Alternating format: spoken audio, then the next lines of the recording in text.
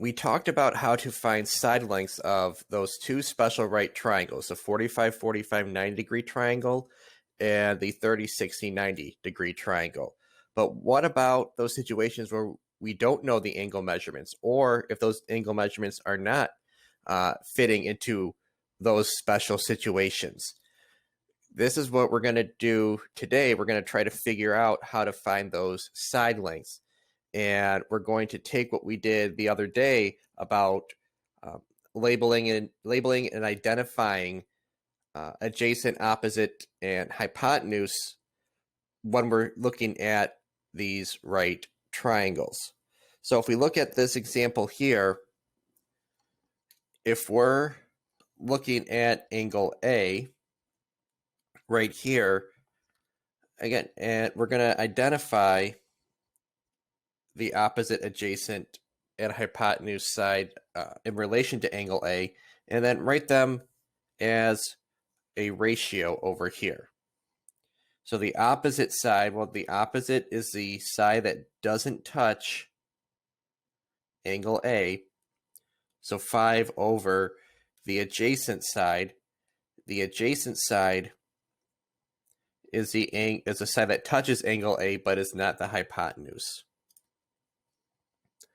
Then we're going to do the opposite over hypotenuse, and then the adjacent over hypotenuse. So the opposite again is 5, and the hypotenuse here is 13.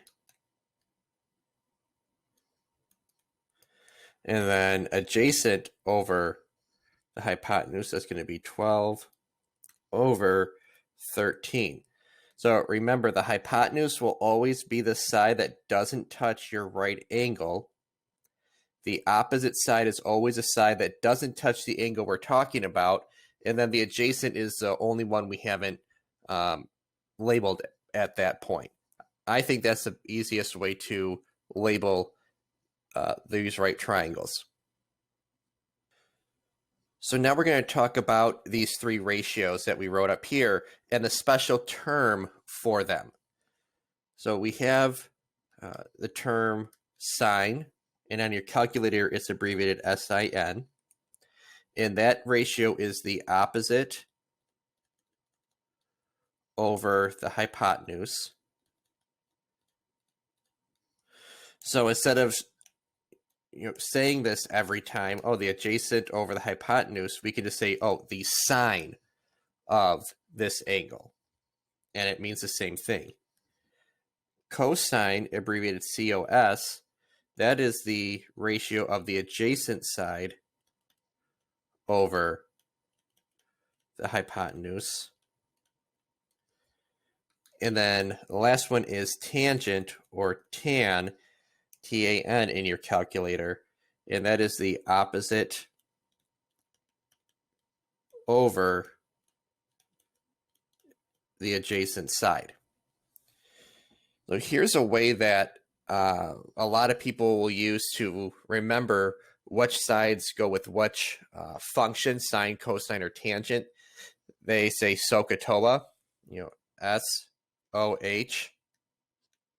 That is for sine is equal to the opposite over hypotenuse. Ka stands for cosine is the adjacent over hypotenuse. And T for Toa stands for the opposite side over the adjacent. So you'll hear that a lot, SohCahToa, to help you figure out which sides relate to the function that we're talking about. So on here, we're going to identify the sine, cosine, and tangent of angle A and angle B. And these are called trig ratios. There are 6 of them, but we're only going to focus on 3. And we did this the other day. We just didn't call it trig ratios. I gave you a right triangle, and I said, okay, if you're looking at angle A, what is your opposite, adjacent, and hypotenuse? And if you look at angle B, what is your opposite, adjacent, and hypotenuse. So let's look at angle A first. So if I look at angle A, the hypotenuse is the one that doesn't touch the right angle here. The opposite side is the side that doesn't touch angle A, so that's this side here that's 7 units long, which means this has to be the adjacent. So the sine is equal to the opposite over hypotenuse, and my opposite side is 7, and our hypotenuse is 25, and that's it. Cosine, and we have that up here, cosine is the adjacent over hypotenuse. So adjacent over hypotenuse. And that is going to be 24 over 25. And tangent, or TOA, is the opposite over adjacent. So that's going to be 7 over 24. So now we're going to do the same thing now, but in relation to angle B. So with angle B, the hypotenuse is still this side that's 25, but now the side that's 24 is the opposite, because this side here that's 24 units long does not touch angle B, and that makes the side here the adjacent, that is 7 units long. So now the sine of angle B, well, sine is still the opposite over hypotenuse, but the opposite side is now 24, and the hypotenuse is still 25. Cosine is still the adjacent over hypotenuse.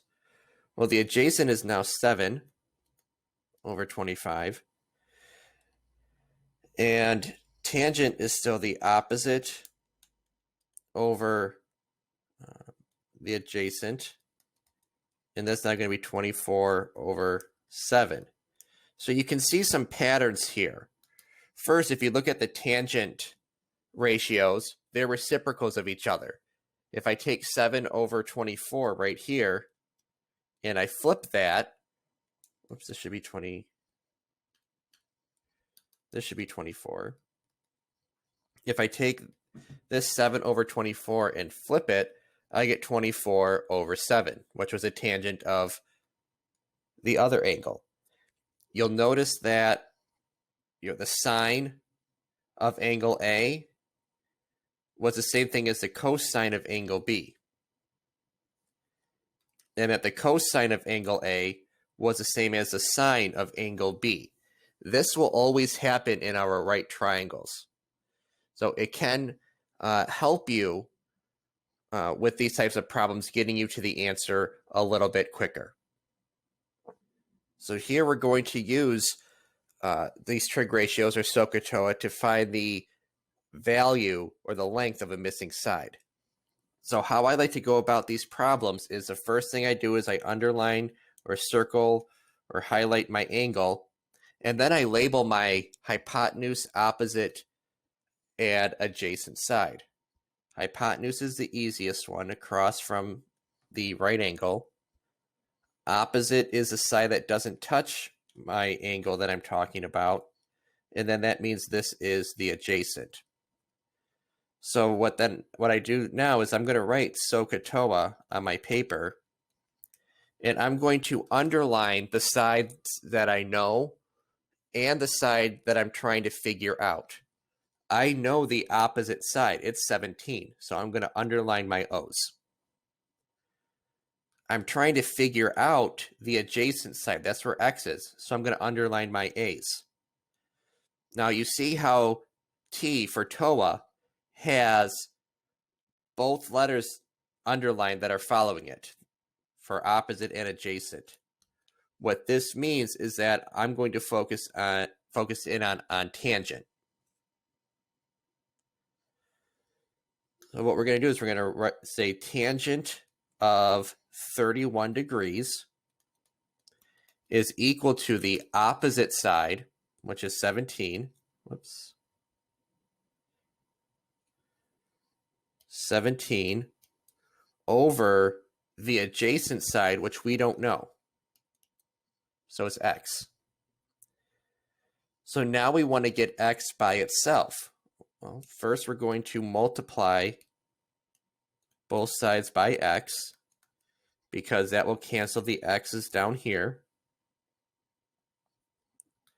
Now we have x times the tangent of 31 degrees equals 17. Then we're going to divide by the tangent of 31 degrees. And you must be thinking, well, what the heck is the tangent of 31 degrees? How do we figure that out? Well, if we look at our calculators, you will see a TAN button right above the parenthesis that's above the 9. So you look at the number 9, go up, you see a parenthesis, and then you go up and you see the word TAN. So we can type in tangent of 31 degrees. Now, when you do that, look, you get this really long decimal. So that's why I don't like to type this into the calculator until the very end.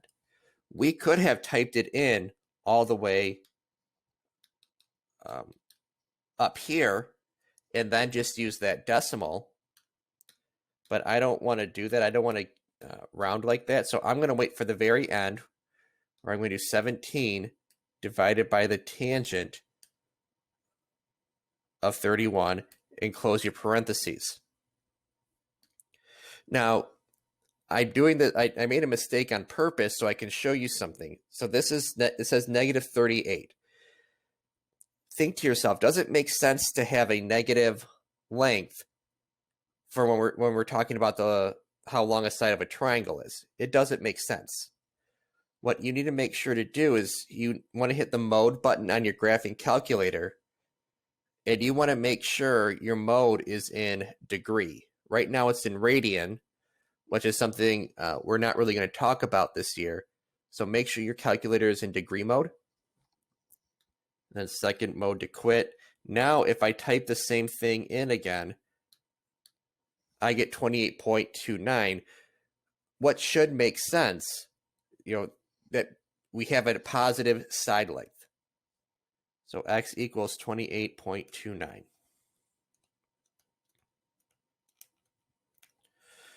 So that is the most common mistake when you're using your calculator to solve these, is that your calculator will be in the wrong mode. And that's the first thing that I will check if you have a question. I'll see, okay, what mode is your calculator in? Because every time your calculator runs out of batteries or is reset, it will automatically go back to radian mode. So we got to make sure we're always in degrees when dealing with stuff like this.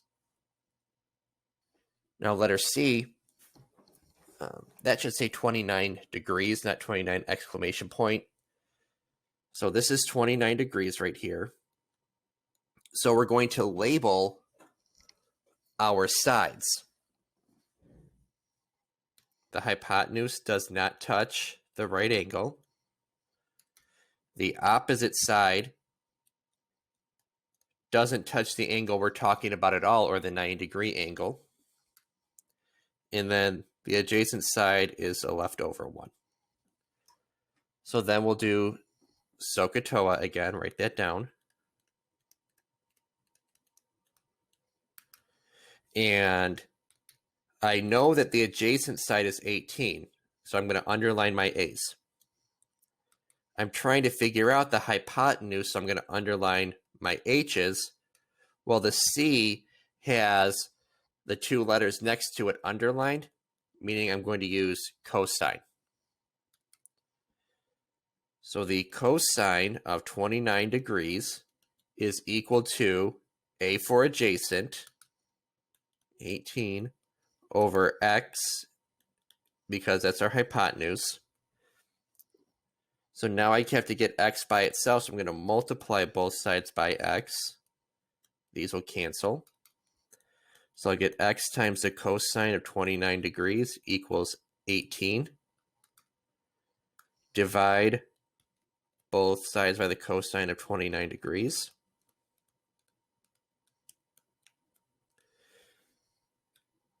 These will cancel, and then I'm going to get my calculator out and type in 18 divided by the cosine of 29 degrees.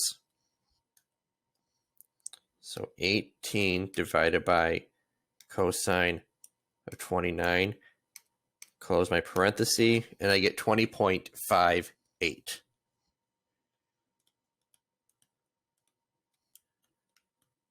And that is my answer. All right, now let's look at this example down here. We have this angle here that's 42 degrees. The hypotenuse is the side that doesn't touch the box. The opposite side doesn't touch the angle we're asking about or that we're given. And then that means this is the adjacent. So then we're going to write SohCahToa. The hypotenuse is 52 units long, so I'm going to underline my H's. The opposite side is what we're trying to figure out, x. So I'm going to underline my O's. So this is going to give us sine, S-O-H. So the sine of 42 degrees equals the opposite side, x, over the hypotenuse, which is 52. So now we're going to multiply both sides by 52. Now you may be wondering that, in the other problems, we multiply both sides by x. How come? Well, in these two problems up here, x was in the denominator in both of these problems. Here, 52 is in the denominator. So you're going to multiply by whatever is in the denominator. And this actually makes this a little bit easier because now I'm just going to do 52 times the sine of 42 in my calculator, and I get 34.79. So 34.79 equals x. So that is my answer. Now, example 4, we're asked to find the perimeter and area of the triangle. So we need to figure out what all three sides are. We only know that one of the sides is 12. So here's my angle. Here's my right angle. So that means that this is the hypotenuse. This is the opposite side since it doesn't touch the 38-degree angle. And then that makes this the adjacent. So we're going to have to figure out both sides here. The opposite, x, and we'll use y for the adjacent. So let's find out what x is first, the opposite side. So let's write out SohCahToa.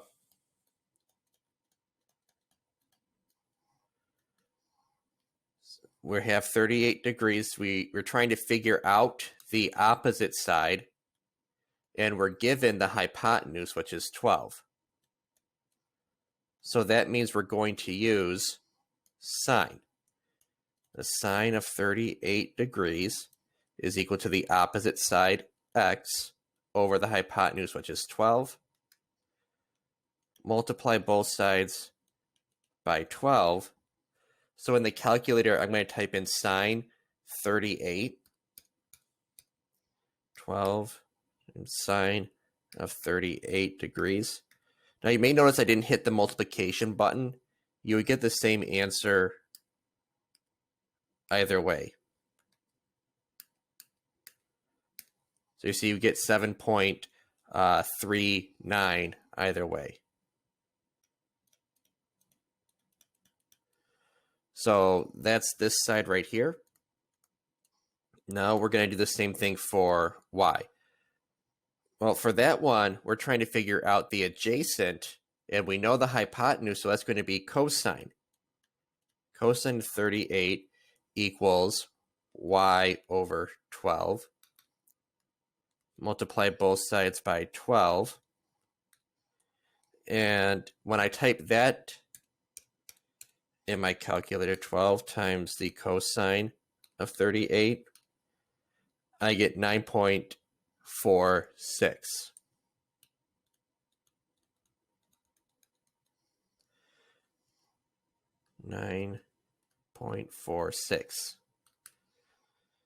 So then the perimeter is going to be 7.39 plus 9.446 plus 12, because that's how long the hypotenuse is.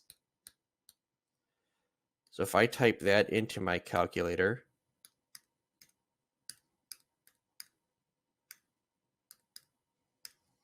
I get 28.85. So that is my perimeter. Now the area, the formula for an area, the area of a triangle is 1/2 base times the height. So here we have 1/2 times, the base and the height are the sides that are perpendicular to each other in this triangle. And the sides that are perpendicular in here are X and Y because they form a right angle when they meet. So 1/2 times 9.46 times 7.39. So remember that multiplying by 1/2 is the same as dividing by 2. So I'm going to do 9.46 times 7.39 and then divide that by 2. So my area is 34.95. So you can see that once we know how to use SohCahToa and these trig functions, it opens up the door to answer a lot more problems. I highly suggest that you always write out SohCahToa when you start these problems, and then underline the information that you're given, underline the information that you're trying to figure out, because then it is very evident which trig function you use. So thank you for watching. Make sure to like this video and subscribe.